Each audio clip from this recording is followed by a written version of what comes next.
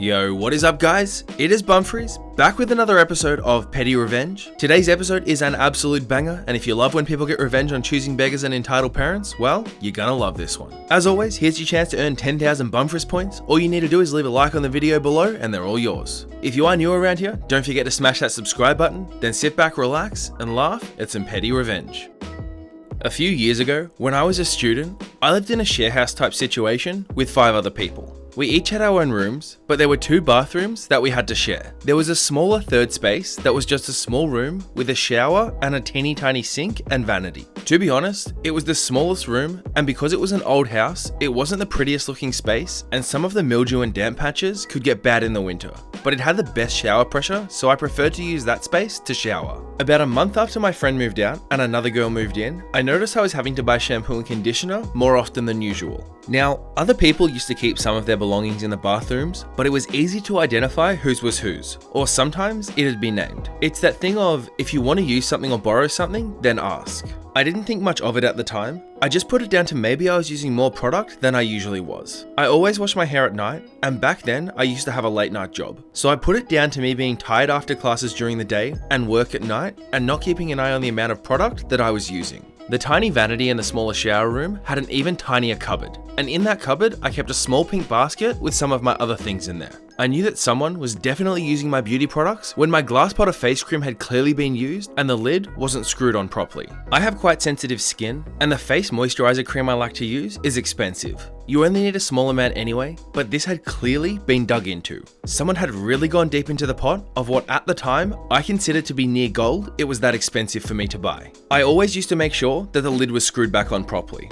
I was that paranoid about storing it in a certain way to make sure it didn't leak or spill out. I had a feeling that it may have been the new girl who was using my stuff. She used the smaller bathroom as it was right next door to her room. My shampoo also had a really distinct smell, and I was certain one night as she sat next to me that I could smell it. When once again my face cream had been dug into, I hatched a plan to try and get the face cream fiend. I had a bottle of gradual fake tan, so I scraped the face cream out of its original pot and put it into something else, and then I squeezed some of the fake tan into the face cream jar. The fake tan cream is white, so the same as the face cream, and the more you use it, the more the tan will gradually build. So I sat back and waited. I made sure to check the jar that I put back in its place in my basket of goodies, and it was definitely being used. I watched as the new girl's face continued to subtly darken and go orange over the coming weeks until she herself noticed and stopped using my face cream. My shampoo and conditioner also remained untouched after that. I moved out of the house a while ago, but from time to time I see that girl around and bump into her.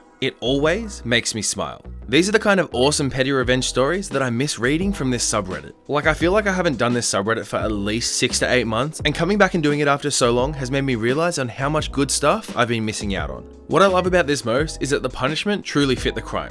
It wasn't a massive thing that the girl was doing to her in the first place, but the way the person got back at her not only was hilarious, but also it achieved the desired outcome of her no longer using her products. If all of the stories are like this, I have a feeling this is going to be a very good episode. Years ago, when I was a youngster, just starting to make my way into the adult world, I took a job at a machine shop. Since I was the new guy, I was a lot younger than the rest of the crew, and I had to put up with a lot of practical jokes as a type of initiation hazing. Mostly, it was all in good fun, so I went along with the jokes knowing that the guys would give it up after a while. I was right, and after a few weeks, when the others realized that I was a decent sort and they could rely on me to hold up my own end of the work, they eased up on the teasing. All of them. That is, except for this one guy. He was the shop a-hole and resident troublemaker, and while most people got along with him, no one really liked him. This fellow was bald as an egg without a single hair on his head, and because we were an intellectual group, he was given the name Baldy. When the rest of the fellows quit their teasing of me, Baldy doubled his efforts, and his pranks took a mean-spirited quality. Tools I needed would go missing, or he would accidentally bump the emergency stop on machines that I was operating, causing me to have to reset and reload the job. It got to a point that his harassment was degrading the quality of my work, and every time I called him out on it, he just told me to do something about it, trying to provoke a confrontation. So, I did something about it. I figured the best way to deal with this guy was to turn the tables on him, give him a taste of his own medicine, and make him look foolish in front of the other employees. This was an industrial setting, so everyone wore the usual protective gear. hard hats, gloves, safety glasses, the works. At break times, Baldy was in the habit of putting his gear in his toolbox and topping the pile with his upside down hard hat. When we broke for lunch, I filed out to the break room with the rest of the crew, then doubled back into the shop through another door. I went straight to Baldy's workstation and filled the bottom of his white hard hat with at least an inch of similarly coloured half and half coffee creamer. I double checked that a casual glance at the hat wouldn't raise suspicions, then rejoined my fellows and had a very nice lunch. Break time was over and we all went back to the shop. I hid around a corner, giggling as Baldy geared up to start work. He picked up his hard hat and plopped it on his head.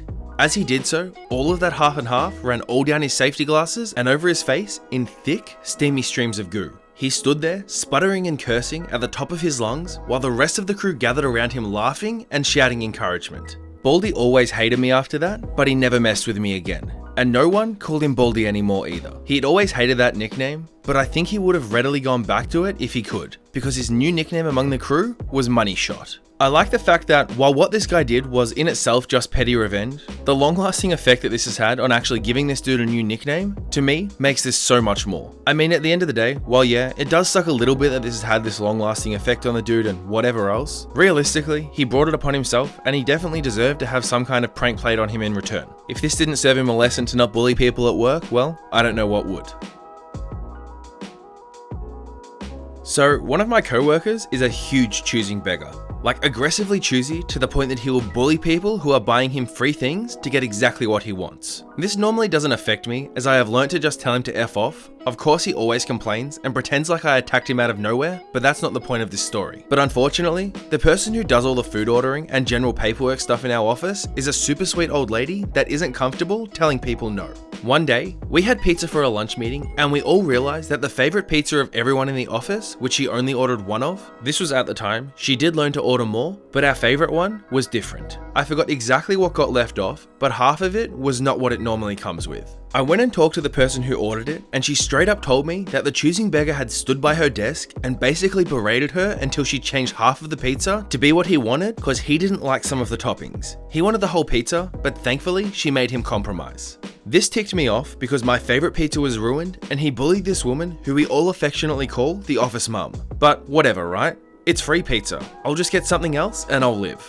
The straw that broke the camel's back was when I noticed that he hadn't even touched the pizza. He was eating a different one. I decided to casually ask why he wasn't touching it, and come to find out that he didn't actually want any during that lunch, and he knew he wanted something else, but he figured he might want some leftovers later in the week, so he had her change the order. So basically, this mother effer bullied a sweet old lady and changed a pizza order for the one pizza everyone in the office wanted, just on the off chance that he might want leftovers later. So, do you want to guess what I did? I ate it. All of it. I didn't want more than one piece, but I ate all 6 pieces of a half pizza just so he couldn't have any. You can bet your ass he complained about it too. I just looked back and was like, oh sorry, did you want some during this meeting? Because if I had have known you wanted some today, I would have saved you some. He glared at me for about a week and I felt like I just ate Thanksgiving dinner, but it was worth it. Coming into this video today, I didn't think I was going to have to deal with choosing beggars as well as people getting some petty revenge on others. But here we are, and today's just another day where I have to try and not lose hope for humanity. Otherwise though, I've got to say, this is some pretty damn good revenge. This dude literally messed with pretty much every single person in the office for his own selfish reasons, and quite frankly, I reckon he probably deserved more than just to have this dude eat his pizza. But hey, it is petty revenge after all, and this just fits the bill perfectly. So earlier today, I was driving home on surface streets and was pulling up to a light in the right lane when I saw a lady about to exit a parking lot right before the light, also on the right side of the road.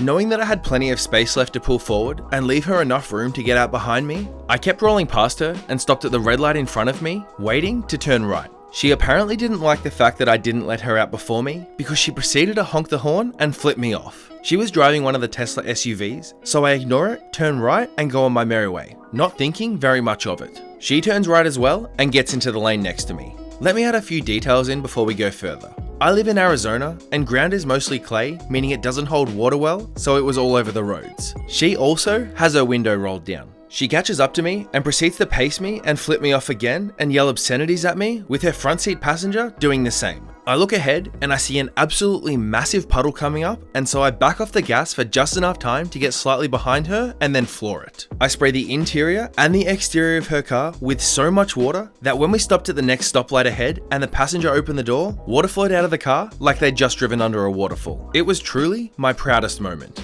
There is no way that I'm the only one that thinks this, but there are some absolutely crazy people that are out there on the roads. I mean, I like to consider myself a pretty decent driver, and I swear 9 times out of 10 that I go out, there is at least one person that is doing something that is absolutely so ridiculous that if things had have gone just slightly different, there would have been a big accident. The amount of people that you see road raging and flipping other people off is crazy as it is, so I'm really glad to see someone got some revenge on one of those people where no one got hurt.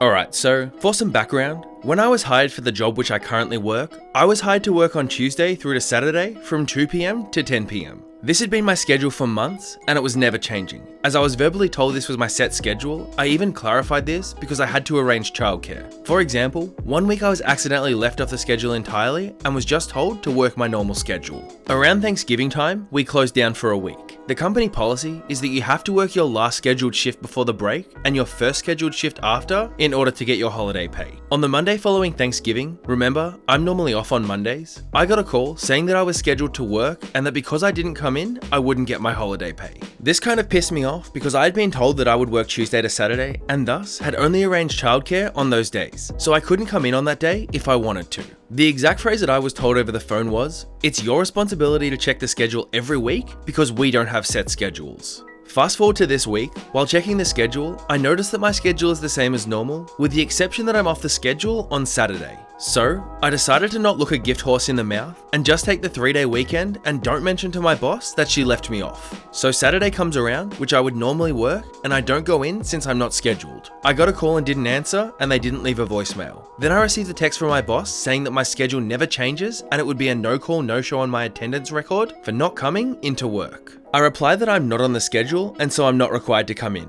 as it's my responsibility to check my schedule every week because we don't have set schedules. I received no further reply and I'm looking forward to seeing how this goes on Tuesday. I forgot to mention this, but I took a picture of the schedule to make sure that I can prove I was off the schedule in case my boss tries to write me up. And in case you don't feel like looking through all the comments, I do have a new job lined up and I'm just waiting for my start date before I quit this one. I can only imagine how frustrated the boss would have been when they realized that it was completely their own fault that this person didn't rock up to their shift on Saturday just because they decided to be selfish and refused to pay them for their holiday. The person did also do a small update on this one, showing that the boss did try and write them up for a no call, no show on the Saturday, but he's shown them the schedule and they went on some rubbish about for future reference and he ended up quitting on the same day anyway, so good on him. Just goes to show that if you choose to screw over an employee of yours, well, you might not have that employee for much longer. Alright everyone, that is that for today's episode of Petty Revenge. I just want to start off by saying thank you so much for watching and I hope you enjoyed the video. If you have stuck around for this long and you did enjoy the video, don't forget to smash that like button down below and let me know in the comments as well if you have any awesome stories of petty revenge or even some type of pro revenge or just a generally good revenge story. I hope you guys are enjoying the change up of subreddit rather than just entitled parents and choosing beggars on a loop. I am enjoying mixing it up and doing things like this petty revenge, maybe some pro revenge in the near future, and we did I Don't Work Here Lady the other day as well. I'm thinking about doing things like nice girls and nice guys soon as well, so if you do want to see those, let me know in the comments below. But otherwise, I don't want to keep this outro too long, so I'm going to wrap things up there. On your screen right now, what you'll see are 2 of my recent videos, one of which I would highly suggest you click on to cure your boredom. If you enjoy these types of videos, I guarantee you won't be disappointed. But that is that, so I'm going to wrap things up there. I just want to say again, I hope you all enjoyed the video. I hope you're all having a fantastic day, and I'll see you guys tomorrow for another video. Bye.